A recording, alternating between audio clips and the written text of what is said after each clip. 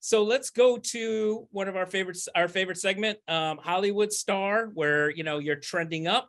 Maybe one day you'll put your hands in the cement and become a Hollywood star, or your LA car chase, where you're watching this drama unfold from the helicopter 15,000 feet above, and you're watching somebody carjack 3 cars in a row, and the tire blows, and there's sparks flying everywhere, and it's a total disaster. Who is your Hollywood star, Dave? My star. Let's go with Anthony Davis. Anthony Davis looked like Bubble AD in that win against Brooklyn Nets. Season high 37 points. 23 of his 25 shot attempts were in the paint. That's what the dominant type of presence that he brought consistently to the first season he was in LA that the fans have been missing. And obviously the year after the bubble, all sorts of things were not going in his favor. His shortest offseason in NBA history, his level of motivation, quite frankly, he would even tell you wasn't where it needed to be. He came in out of shape. He complained about the season restarting so soon for several months into it, and then had some injury troubles. But this guy against the Nets looked like a top 5 talent in the game, and also was a reminder to any fan or any opposing executive or coach out there that if the Lakers can find a way to get into the playoffs somehow, AD is still a matchup nightmare. And we talked about the points, and the points were refreshing to see. Goes 7 for 7 from the foul line, doesn't attempt a 3-pointer, and obviously he can hit them on occasion, sometimes in big moments. We saw in the Western Conference Finals against the Denver Nuggets. But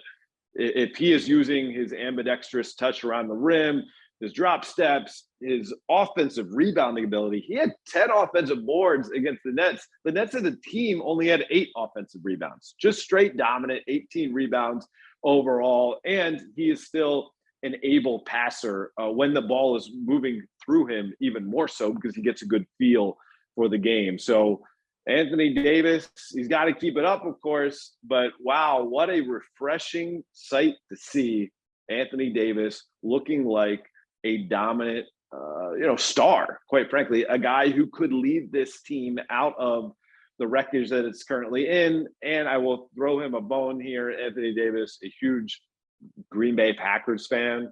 He claims that his motivation for the game wasn't necessarily the team meeting, and it wasn't him telling Darvin Ham going into the game that I got your back, coach. It was him watching some clips of Aaron Rodgers beating, how about them Cowboys, Jerry Jones, and having that comeback, and Rodgers really feeling the moment on the field, like, pumping his chest, screaming, gesticulating like a dominant player that wants to be there.